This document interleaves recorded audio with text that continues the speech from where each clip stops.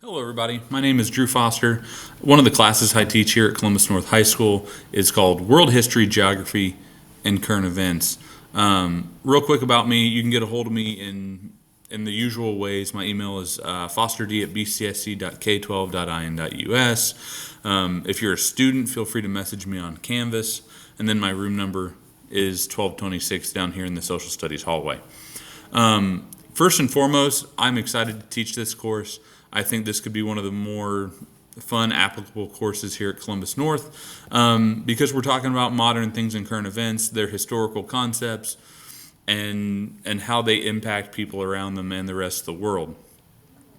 So again, like the course title says, there's going to be some history, some geography, and some current events in the course. It's a little bit of a blend, and we try and combine them all into a sequence in each unit. Now, I put some important dates on here on my syllabus just because those are the dates the grading semester ends. So again, grades are tracked by semester, so that's the last day for semester 1, last day for semester 2. If I scroll down a little bit, you can see that we have 8 units in this course throughout the course of the year. The first 4 units will be covered in the beginning of the course, or in the first semester, and the last 4 units will be covered in the second semester. The required materials, I like to say that I'm pretty low maintenance in general.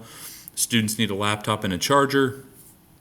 I have areas in my room where students can charge a laptop. I understand that laptops die sometimes. Just make sure we have those, something to write with, and I ask for an organization system, so something like a folder or a binder just to keep my materials in. Now, course requirements, we do a whole bunch of different things in here. We do warm-ups and learning logs every day. I have quizzes periodically, at least one per unit, over countries of the world. That's that geography piece. We might do free response questions, reading activities. I like to put in here discussions and lectures. We're still a social studies class. There'll still be times where we take notes and do lectures. I like discussions. I like small group discussions, even some debates where I pose some questions that could spur some opinion. And students have to learn how to back up their opinion with fact and respond to each other respectfully, even when you don't agree. Those are things I like to practice in here with world topics and current events. This class is project heavy. We do a lot of projects that cover those three categories between history, geography, and current events, and then obviously a current event analysis there. But those are some of the things that we're going to be doing in here. And then down, my expectations and procedures. I don't need to go over this word for word, but I will follow the student handbook, so please make sure you're aware of the student handbook. I've got a section in here for attendance, things about absences. I always say, please make sure if you're going to miss, make it an excused absence for an unexcused absence. And an excused absence will allow me to help you get all your work done, give you extra time, and get you caught up. I call it missing the right way. Tardies, please be on time, and please come prepared every day. And feel free to read through those to better understand. For academic work, I have a section in my syllabus for that. Grades, again, total points acquired versus total points possible.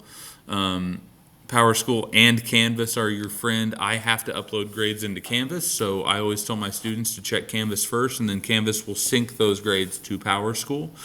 So if you're wanting a very quick grade, like if I just entered it, it might not be on PowerSchool yet. It'll most likely be on Canvas. So I always tell my students to check Canvas first. You can see the grading scale right here.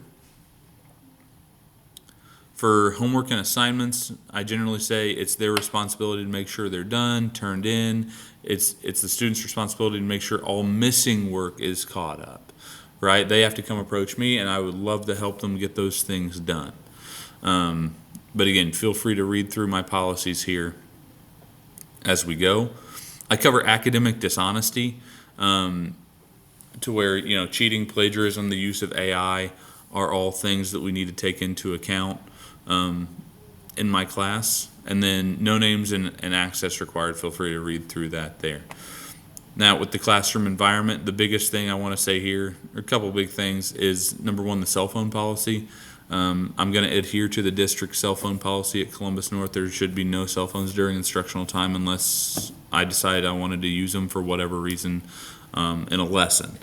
So that means off desk, out of sight. And that includes, AirPods, headphones, stuff like that.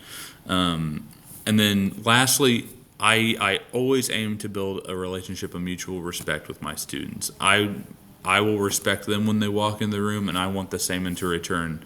Now, I like to have fun. I like to joke around, but at the end of the day, my job is to teach and make sure they walk out here learning what they need to learn about geography, history, and current events.